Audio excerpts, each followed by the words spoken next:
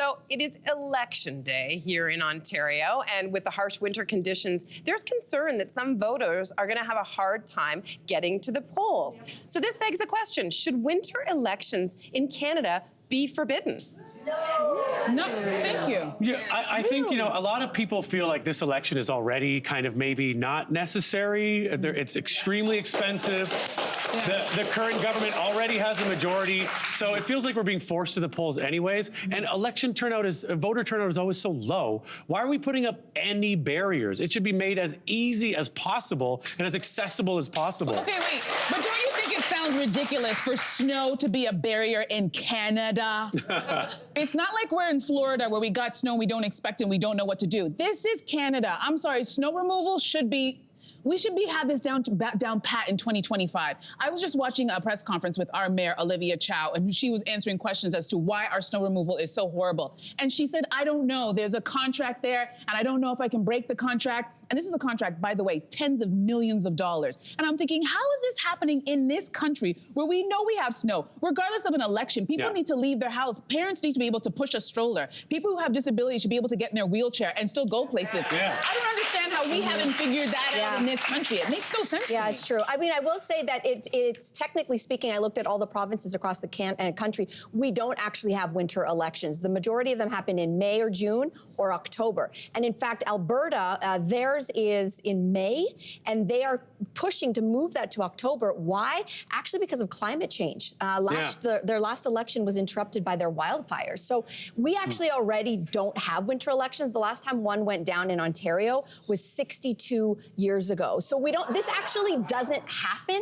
It still doesn't change the fact that we should know what to do with snow, but our country actually did figure out that we shouldn't put barriers up for elections. Which begs the question, why, right? Yeah. Why? I mean, why this election? Yes, this snap election makes me so angry.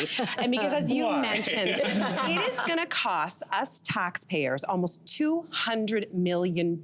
Let that sink in. That is up 30% from a previous budget. Again, as you pointed out, this was unnecessary, already in a majority. So what is it? It's a strategic move, right? Now think about this. This was announced at the end of January. I don't know about you, but I have family members who are all in Florida already, who are snowbirds, and for better or worse, we'll talk about that later on, but they are not here. And I said to them, well, could you do voting? We looked into it. It is so complicated for them to vote, to get the paperwork in, to get it, assigned and off again. Also, did you know that there is an option if you needed to for someone from Elections Canada to come to your home? Elections Ontario. Elections Ontario, sorry. I didn't know this. I didn't know that. But it is possible, but probably complicated. So I don't want, for me right now, also, I'm just going to mention one more thing, which is I think for younger people, this is around the time in universities where it's like reading week. Yeah. So to me, what you're doing is a whole bunch of people, not to mention the snow problem, are not going to come out to vote.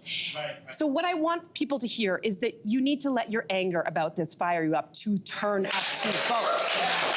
You need to say something. We should all be outraged and let our voting show Unless that outrage. was the plan. Oh yeah, that was the plan. That's the thing. He's counting on voter apathy. Yep. What are you suggesting? I'm suggesting, coincidentally, voter suppression.